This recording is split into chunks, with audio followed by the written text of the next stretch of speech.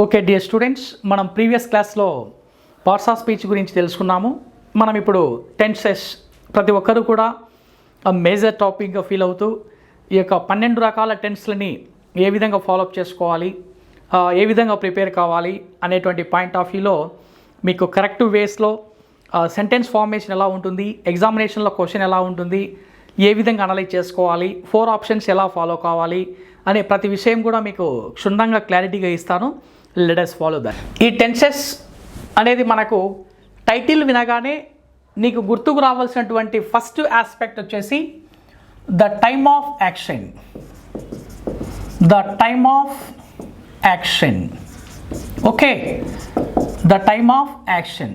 ఇది లేకుండా టెన్సెస్ అనే టాపికే లేదు. బాగా గుర్తుంచుకోండి, ఇది లేకుండా మనకు టెన్సెస్ అనేటువంటి టాపికే లేదు. మీరు ఏదైనా తీసుకోవచ్చు, ఏదో simple present, present continuous, present perfect, present perfect continuous, simple past, past continuous, past perfect and past perfect continuous or any some other tense. Okay, here as you say, tenses indicates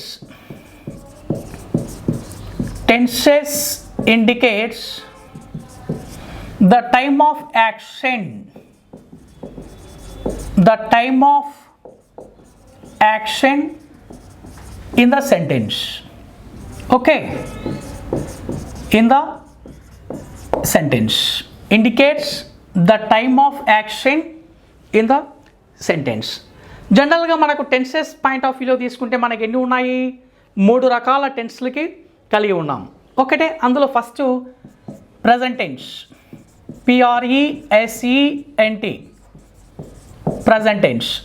okay, ఈ present tense అనేది జనరల్గా definition తీసుకుంటే ఏదైనా ఒక పని మనకు ప్రస్తుత కాలంలో జరుగుతుంది అనేటువంటి పాయింట్ ఆఫ్ వ్యూలో తెలియచేసేదే present tense. I mean the action which takes place at the time of speaking or in the present, that is called present tense. ఏదైనా ఒక పని ప్రస్తుత కాలంలో కానీ లేదా జరుగుతూ ఉంటుందని తెలియచేసేదే present tense. ఇది మా కామన్గా డెఫినేషన్. ఈ డెఫినేషన్ మనకు అవసరం లేదు. మీకు ఇందులో మనకు present tenseలో మనకు 4 ఉన్నాయి. Okay, first one is a simple present tense, తర్వాత present continuous, present perfect, present perfect continuous. మీకు డైరెక్ట్గా టాపిక్లోకి ఎంటర్ అవుతాను. ఓకే, ఈ ప్రజెంట్ టెన్స్లో మనకు ఫస్ట్ పాయింట్ అయినటువంటి ఫస్ట్ టెన్స్ అనేటువంటి simple present tense. Simple present tense. Okay, ఈ సింపుల్ ప్రజెంట్ టెన్స్ అనేది మనకు ఫార్ములా ఎలా ఉంటుందంటే subject do does plus V1 plus object. Subject do, does, V1 plus object. It is about simple present tense. Okay, ఒక టెన్స్కి కొద్దిగా gap ఇచ్చి మీరు క్లారిటీగా రాసుకోండి.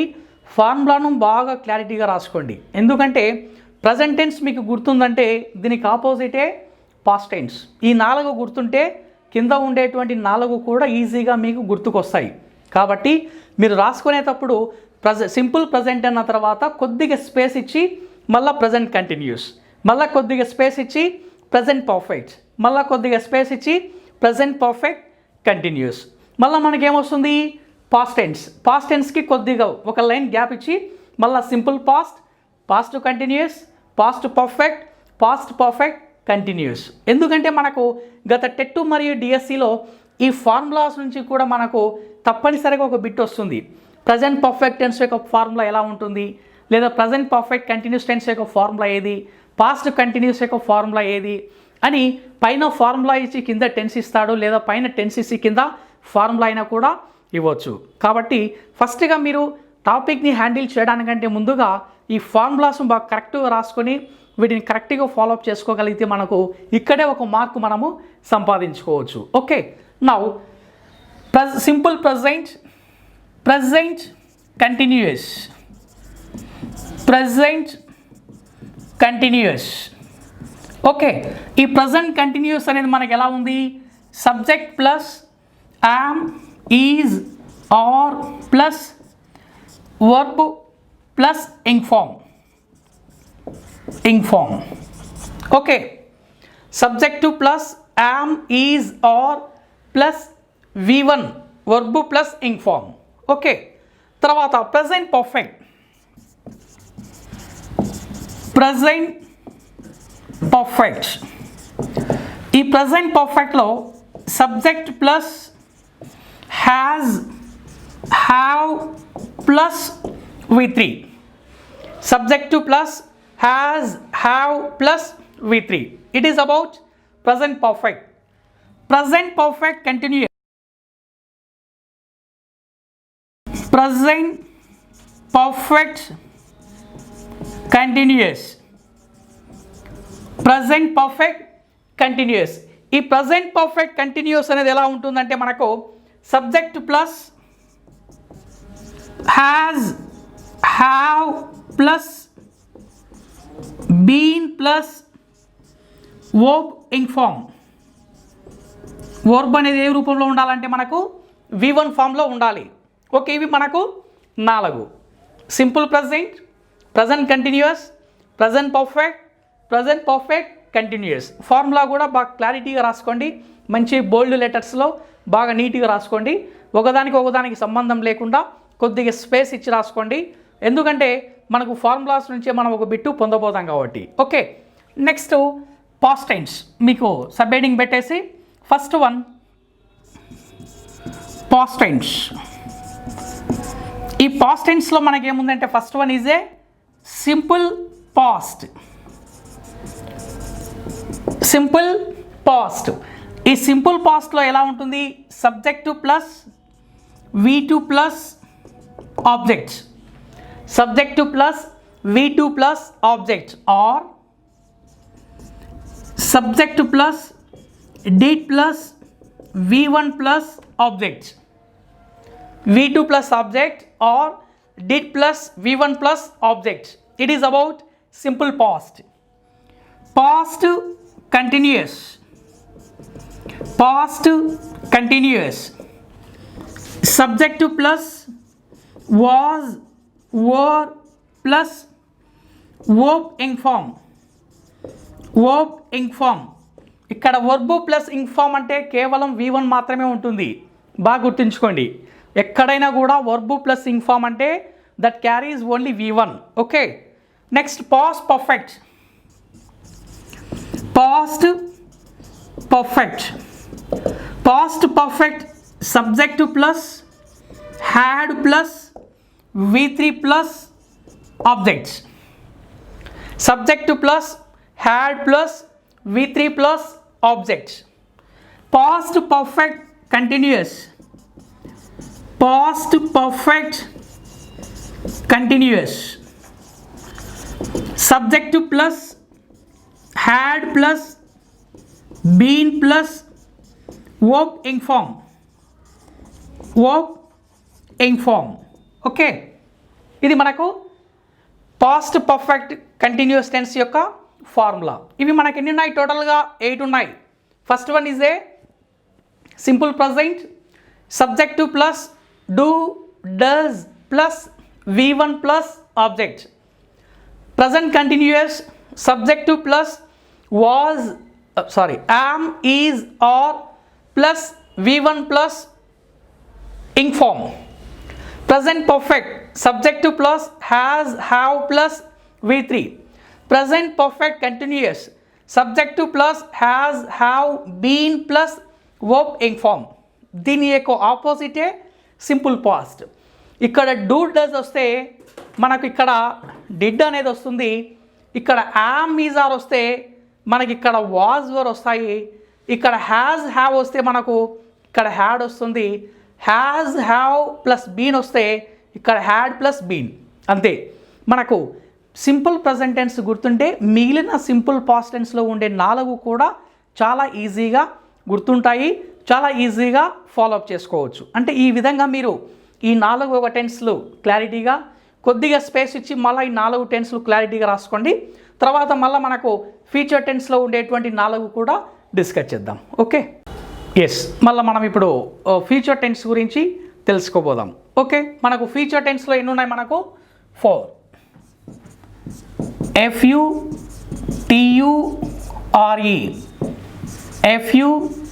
FUTURE. Future tense.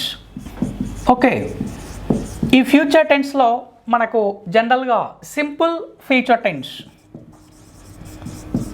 Simple future tense.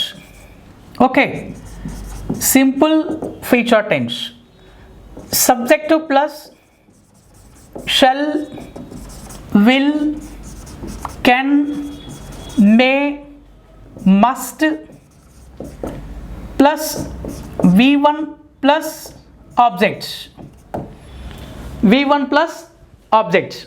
Okay, shall, will, can, may, must plus V1 plus object. It is about simple future. Future continuous, future continuous. Future continuous అనేది మనకు subject plus shall, will, can, may, must plus be plus verb in form, verb in form. Okay, chudama once again, subject plus shall, will, can, may, must plus be plus verb in form. It is about future continuous. Future perfect tense, future perfect tense subject plus shall, will, can, may, must plus have plus V3, must plus have plus V3. It is about future perfect. It is about future perfect. Must plus have, HAVE, have plus V3. Future perfect continuous, future perfect continuous, future perfect continuous subject plus shall, will, can, may, must plus have plus been plus verb in form, verb in form. Verb అనేది కేవలం V1 ఫామ్లో మాత్రమే ఉండాలి. ఇవి మనకు 12 టెన్సులు. Okay, ఈ 12 టెన్సుల గురించి మనకు నువ్వు క్లారిటీగా తెలుసుకోవాలి. అంటే ఒక ఫార్ములాస్ మాత్రమే కాకుండా వాటి యొక్క యూసేజ్, వాటి యొక్క ఇంపార్టెన్స్, ఏ విధంగా ఉపయోగించాలి అనేది నువ్వు క్లారిటీగా తెలుసుకోవాలి. ఎందుకంటే టెన్సెస్ అనేది మనకు పార్ట్స్ ఆఫ్ స్పీచ్ తర్వాత చెప్పుకోదగ్గ ఎక్కువ ఇంపార్టెన్స్ ఉండేటువంటి టాపిక్ వచ్చేసి మనకు టెన్సెస్. ఎందుచేతనంటే నీకు టెన్సెస్ మీద క్లారిటీ వస్తే, టెన్సెస్ మీద క్లారిటీ వస్తే ఇఫ్ క్లాజ్ చాలా ఈజీ. కేవలం 30 మినిట్స్లోనే ఇఫ్ క్లాజ్ నేర్చుకోవచ్చు, ఓన్లీ 30 మినిట్స్. తర్వాత మనకు active voice, passive voice. Active voice, passive voice అనేది కేవలం within 2 hours, 1.5 hour to 2 hours active voice, passive వాయిస్ని ఈజీగా తెలుసుకోవచ్చు. తర్వాత డైరెక్ట్ అండ్ ఇండైరెక్ట్ స్పీచ్ ఒక 2 hours మనము ఈజీగా డైరెక్ట్ అండ్ ఇండైరెక్ట్ స్పీచ్ని నేర్చుకోవచ్చు. తర్వాత మనకు క్వశ్చన్ ట్యాగ్ అనేది కూడా ఒక 1/2 hour ఈజీగా నేర్చుకోవచ్చు. ఎందుకంటే మనకి ఇక్కడ నువ్వు చదివే విధానము కూడా టెన్సెస్ చదవకుండా ఇఫ్ క్లాజ్ కానీ, వాయిస్ కానీ, స్పీచ్ కానీ, క్వశ్చన్ ట్యాగ్ కానీ చదివితే నీకు క్వశ్చన్ మీద క్లారిటీ రాదు. వచ్చినట్టే ఉంటుంది, మళ్ళీ మర్చిపోతావు, మళ్ళీ చదవాలా. నీ చదివే సీక్వెన్స్ ఎలా ఉండాలంటే ఫస్ట్ టెన్సెస్ తర్వాత నువ్వు చదివే టాపిక్ ఇఫ్ క్లాజ్ తర్వాత చదివే టాపిక్ వచ్చేసి వాయిస్ తర్వాత చదివే టాపిక్ స్పీచ్, తర్వాత క్వశ్చన్ ట్యాగ్. ఓకే, అంటే ఈ విధంగా నువ్వు సీక్వెన్స్గా చదవగలిగితే ఎక్కువ కాలం గుర్తుంచుకోగలుగుతావు. నీ క్వశ్చన్ మీద క్లారిటీ వస్తుంది, కన్ఫ్యూజన్ ఉండదు. ఎస్పెషల్లీ కన్ఫ్యూజన్ ఉండదు. కన్ఫ్యూజన్ లేకుండా క్వశ్చన్ను ఈజీగా నువ్వు హ్యాండిల్ చేసి ఎగ్జామినేషన్లో మనము బై స్కోర్ చేసుకోవచ్చు. చాలామంది స్టూడెంట్స్ ఏదంటే మనకు ఎలా ప్రిపేర్ కావాలో తెలియక వాళ్ళకి ఇష్టం వచ్చినట్టుగా టెన్సెస్ ఒకసారి, ఆర్టికల్స్ ఒకసారి, స్పీచ్ ఒకసారి, వాయిస్ ఒకసారి, ఈ విధంగా డిజార్డర్గా ప్రిపేర్ అవుతూ కన్ఫ్యూజన్ గురవుతూ సార్ ఎక్కువ కాలం మాకు గుర్తుండడం లేదు, ఆ పాయింట్స్ ఎక్కువ గుర్తుండలేదని ఎక్కువగా చాలామంది స్టూడెంట్స్ ఇంటరాక్ట్ అయినప్పుడు వచ్చేటువంటి కామన్గా ఉండేటువంటి ప్రాబ్లమ్స్. ఈ ప్రాబ్లమ్స్ ఎలా ఓవర్కమ్ చేసుకోవాలంటే పార్ట్స్ ఆఫ్ స్పీచ్ చదివిన తర్వాత టెన్సెస్ అయిపోయిన వెంటనే ఇఫ్ క్లాజ్ అయిపోయిన వెంటనే వాయిస్ అయిపోయిన వెంటనే స్పీచ్, ఈ విధంగా క్లారిటీగా వరుస క్రమంలో చదవగలిగితే ఎక్కువ కాలం గుర్తుంచుకోగలుగుతావు, క్వశ్చన్ ఈజీగా వలీలాగా హ్యాండిల్ చేయగలవు. ఇది మనకు చదివేటువంటి procedure, basic knowledge. Okay, it is about simple future continuous, future perfect continuous. నువ్వు ఈ విధంగా ఎప్పుడైతే నేను చెప్పిన విధంగా నువ్వు చదవగలుగుతావో అప్పుడే నువ్వు ఈజీగా క్లారిటీగా డిఫైన్ చేసుకోగలవు. అయితే ఇక్కడ నీకు ఒకటి అర్థం చేసుకోవచ్చు, మీకు ప్రీవియస్ వీడియోలో మీకు పెట్టినటువంటి ప్రీవియస్ వీడియోలో హెల్పింగ్ వర్బ్స్ ఆర్ ఆక్సిలరీస్ అనేవి మీకు చెప్పాను. అక్కడ be forms, do forms, have forms, shall, will, can, may, must, ఇవన్నీ కూడా మనకి ఇక్కడ రిపీట్ అయినాయి. అన్నీ రిపీట్ అయినాయి. యామ్, ఈజ్, ఆర్ వచ్చింది, డూ, డస్ వచ్చినాయి, యాజ్, హ్యావ్, హ్యాడ్ వచ్చింది, shall, will, can, may, must కూడా ప్రతి ఒక్క వర్బ్ కూడా ప్రతి చోట వస్తూ ఉంటుంది. నువ్వు if you take any topic even it is simple, compound, complex or what you call correction of the sentences, if you take any kind of topic, these verbs are always repeated. ఈ verbs అనేవి ఎప్పుడు కూడా repeat అవుతూ ఉంటాయి. కాబట్టి నీకు basic లెవెల్లో వాటి యొక్క ఇంపార్టెన్స్, యూసేజ్ ఎప్పుడైతే తెలుసుకోగలుగుతావో ఇంకా ఈ టాపిక్స్ అనేవి చాలా ఈజీగా నువ్వు ఫాలోఅప్ చేసుకోగలవు. వాటి మీద బేసిక్ నాలెడ్జ్ లేకుండా నువ్వు డైరెక్ట్గా బిట్టును అటాక్ చేసావు, లేదా డైరెక్ట్ టాపిక్ని నువ్వు అటాక్ చేసావంటే you don't expect the maximum preparation.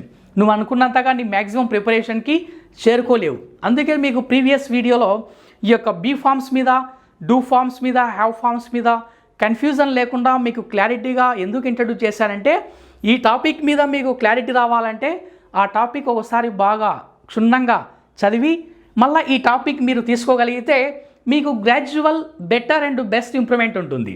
Okay, ఇది మీరు ప్రిపేర్ కావాల్సినటువంటి విధానము. టెన్సెస్ కానీ, if clause, voice, speech and question tag. Okay, let us see in the next video.